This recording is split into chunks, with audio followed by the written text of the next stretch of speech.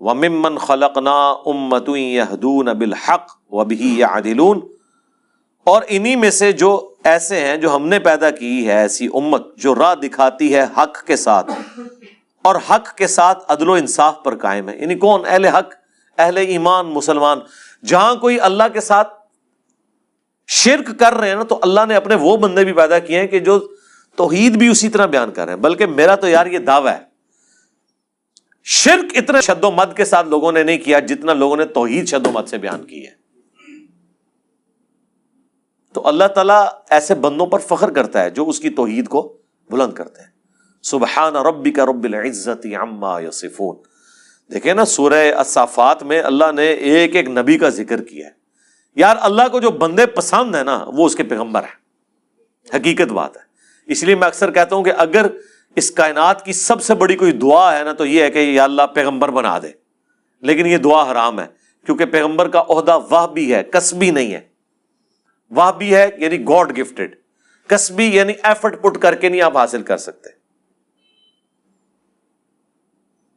اگر اس کائنات کی کوئی سب سے بڑی دعا ہے نا تو یہی ہے کہ اللہ پیغمبر بنا دے، تو یہ تو پاسبل نہیں. تو اس کے بعد دوسری دعا یہ ہے کہ ہمیں قیامت میں اور جنت میں انبیاء کا پڑوس نصیب فرما، آمین. اس سے بڑی کوئی دعا ہو ہی نہیں سکتی. تو اللہ کو اپنے پیغمبر اتنے پسند ہیں، اللہ تعالیٰ اتنی تعریف کر رہا ہے ابراہیم کی کہ اللہ تعالیٰ کے لیے بس ابراہیم ہی ہے انسانیت میں، اس طرح ذکر ہے. اللہ تعالیٰ کیا فرماتا ہے؟ ابراہیم جس نے ہم سے وفا کی، سورہ النجم میں. سورۃ البقرہ میں اللہ تعالیٰ فرماتا ہے جب جب آزمایا ابراہیم کو اس کے رب نے تب تب وہ کامیاب ہوا.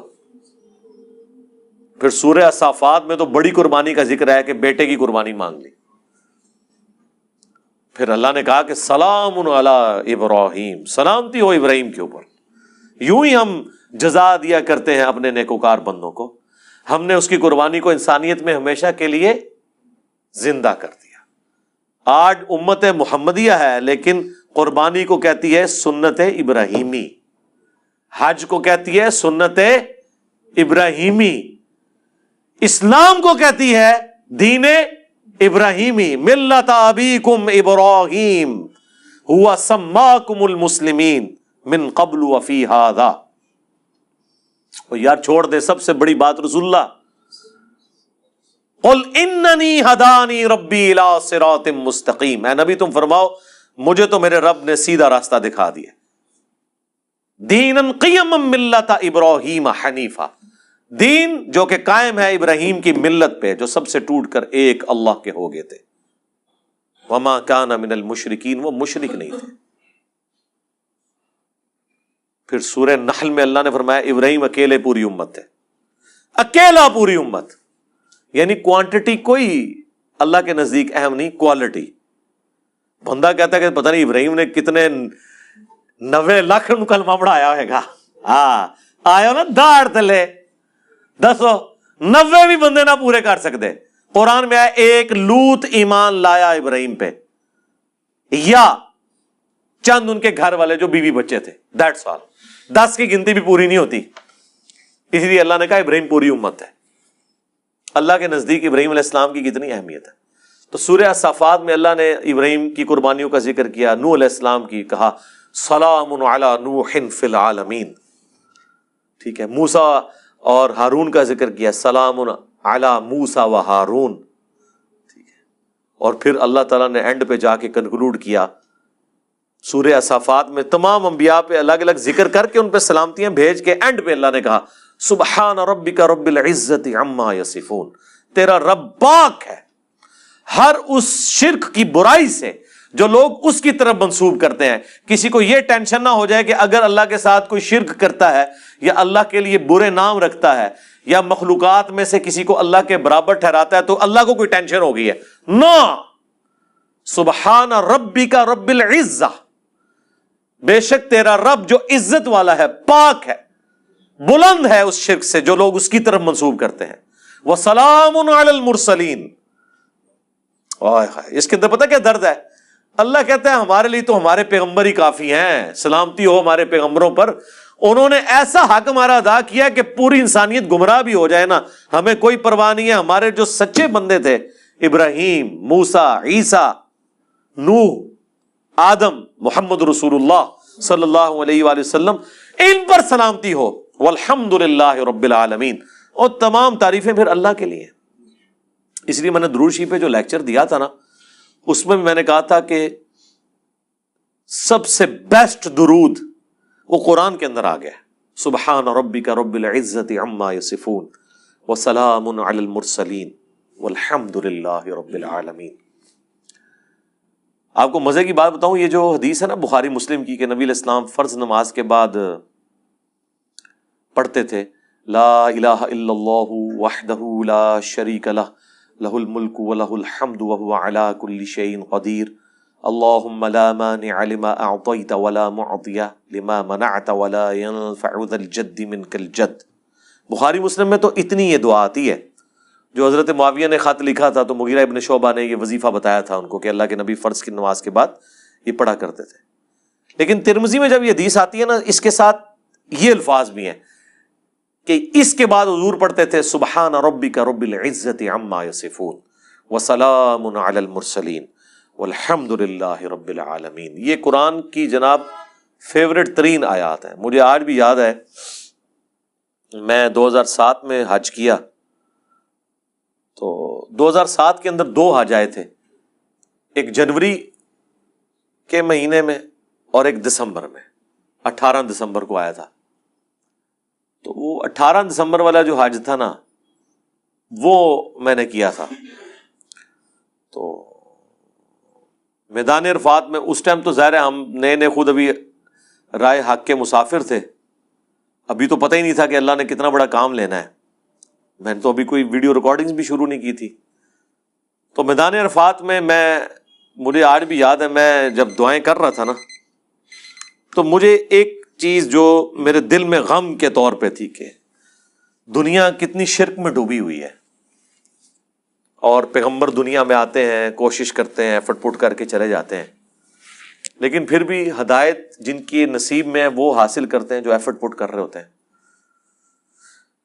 تو اللہ تعالیٰ نے اتنی بڑی کائنات بنائی، اتنی مخلوقات پیدا کی، لیکن اینڈ رزلٹ یہ نکلا ہے۔ دنیاوی طور پہ تو ہم اسے ناکامی سمجھ رہے ہیں نا کہ اتنے بندے پیدا کیے ہیں تو وچوں جڑے کم دے بندے نے وہ چند ہی کی نکلے نے، باقی تو سارے فارغ ہو گئے، ٹھیک ہے۔ تو اب دنیاوی اعتبار سے تو ہم شاید اسے کریٹر کی کمزوری سمجھ رہے ہیں، لیکن اللہ تو بے پرواہ ہے، اللہ کو تو کوئی فرق نہیں پڑتا، سارے جہنم میں چلے جائیں، سارے جنت میں چلے جائیں، اللہ کو کوئی پرواہ نہیں ہے۔ تو اس کے اوپر میں بہت زیادہ ایمفسائز کر رہا تھا اور میں بڑا پریشان تھا۔ تو اس وقت اچانک جو ہے نا اللہ تعالیٰ انسان کو چیز یاد دلواتا ہے نا، تو مجھے اللہ تعالیٰ نے میرے دماغ میں یا میرے دل میں یہ چیز ڈالی کہ سبحان ربک رب العزت عما یصفون، تمہارا رب پاک ہے جو عزت والا ہے ہر اس شخص کی برائی سے جو اس کے ساتھ شرک کو منسوب کرتا ہے۔ وسلام علی المرسلین، رسول ہی کافی ہیں۔ ویسے تو اللہ رسولوں کی عبادت کا بھی محتاج نہیں ہے، لیکن اگر اللہ تعالیٰ نے مخلوقات میں پیدا کیا ہے تو وہ رسولوں نے ایسا بیسٹ پرفارم کیا ہے کہ اللہ کہتا ہے ہمارے رسول ہمیں کافی ہیں۔ والحمد للہ رب العالمین، تعریفیں تو ساری اللہ کے لیے۔ تو میں نے پھر اس وظیفے کو ہمیشہ حرز جان بنا کے رکھا ہے۔ میں ہمیشہ کوشش کرتا ہوں کہ میں اپنی ہر نماز کی پہلی رکعت میں یہ سورہ فاتحہ کے بعد پڑھوں، سبحان ربک رب العزت عما یصفون وسلام علی المرسلین والحمد للہ رب العالمین۔ میں نہیں سمجھتا کہ اس سے بیسٹ الفاظ میں آپ اپنے رب کی طرف رجوع لا سکتے ہیں۔